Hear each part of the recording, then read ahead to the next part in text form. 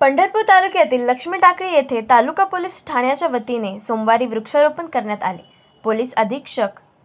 श्री अतुल कुलकर्णी यांच्या संकल्पनेतून सोलापूर ग्रामीण पोलीस हरितवारी उपक्रमांतर्गत मौजे Lakshmi Takali Pandharpur taluka police station, Sveri engineering college Gopalpur व मौजे लक्ष्मी टाकळी ग्रामपंचायत यांच्या वतीने लक्ष्मी टाकळी शिवारात पहिल्या टप्प्यात 1000 वृक्षाची लागवड केली असून एकूण 5000 वृक्ष लागवड करण्यात येणार आहे। वृक्षारोपण कार्यक्रमास सेवानिवृत्त पोलीस अधिकारी श्री नाना कदम, श्री हनुमंत माने, राजेश पाटील, पंढरपूर तालुका पोलीस स्टेशनचे वरिष्ठ पोलीस निरीक्षक